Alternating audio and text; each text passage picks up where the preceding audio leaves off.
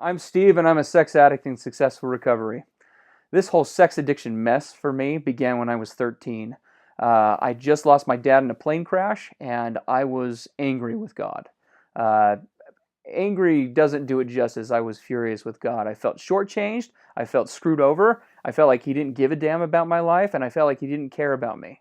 And that anger and frustration just kind of festered and built after my dad's passing. And then I discovered masturbation. And I remember distinctly that very first time using it and acting out with it, that all of these negative emotions and these feelings of hatred and hating myself and being angry with everyone around me, they all went away. And for 5 minutes, right? And that 5 minutes was like a nirvana to someone who'd been living in that place. And I really was hooked out right out the gate. I It wasn't long after that I started to try to make changes to be done with this thing, to try and beat it. I involved church leaders in my struggle. I brought in trusted people in my life to kind of help me. And for me, it just wasn't. Clicking. It wasn't. I wasn't catching on. I was stuck in this cycle of just acting out, stopping for a while, making a commitment to change, not really having any tools to do it, and then just going back into the addiction again. And every time I went through that cycle, I felt a little more worthless. I hated myself a little bit more, and my desire to change went down every single time. So this cycle went on for years and years, and eventually I got married, and I thought that finally, I've arrived. I can have real sex now, and I won't have to substitute fake sex in to deal with life and to cope with stuff. And I thought that this was going to be the end of my addiction. And it was for about a year. And then it went all downhill from there. Eventually, the acting out started back up again. It started to ramp up. I was honest with my wife and told her about it. She was very gracious and understanding and very loving and supportive. But as the years progressed on, I got very apathetic. I got comfortable because my wife was now tolerating my addiction. And from what she was doing from love was actually really just enabling me. That pattern continued on until eventually I graduated college and I became a therapist. And ironically and hypocritically enough, I was working with addicts struggling with chemical addiction and was actually doing pretty good work with them, finding a lot of success, running this day treatment program. And I remember one distinct day, I'd come back from just having a great group session with the whole group of clients I was working with. It was very strong, very powerful. I sat down on my computer, I pulled up pornography, and I masturbated right there in my office with clients 5 feet out the door. And that was in and of itself was a bit of a low point, but I was so numb and in so much denial at that time, I didn't really even recognize, I didn't have a desire anymore to change, honestly. I think looking back, I just resigned myself that this is how life's going to be, and it's just a question of not if I'm going to really be done with this, it's just a question of how long I can go, and how little can I hurt my wife and devastate the people around me and feel like crap and all those other things.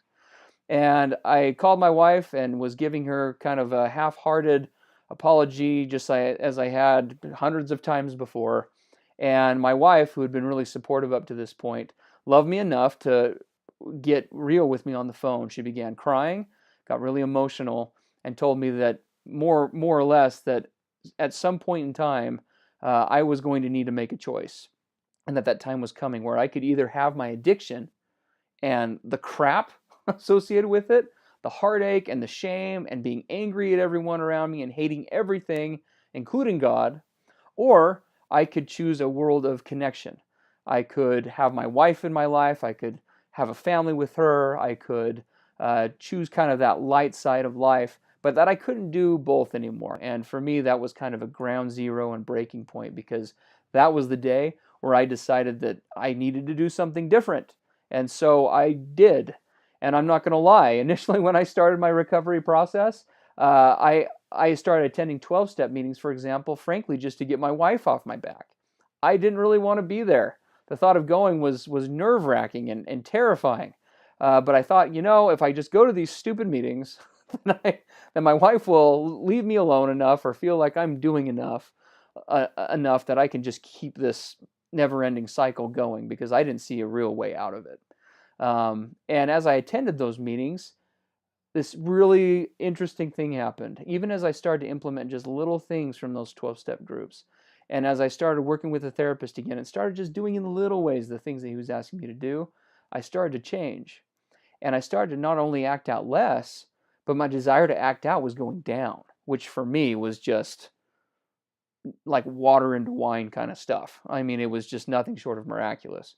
And gradually my sobriety continued to grow and to grow, where I eventually got to a point where I had my last time of acting out, and I live like that's my last time every day. I continue my recovery today, and I got to tell you, the life I used to live compared to the life that I live now, there is no comparison. That old me that I spent really the better part of my first 25 years to 28 years of life in uh, was just a shadow of what I could have had.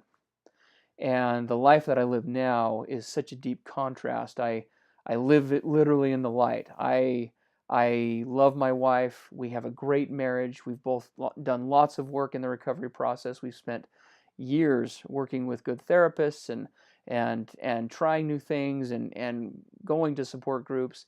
And we are in the best place that we honestly have ever been, even before addiction came back into our marriage. And so I'm excited, having done recovery all of the wrong ways, to be able to share with you how to do it the right way, so that you don't have to reinvent the wheel like Mark and me, so that you don't have to keep suffering anymore.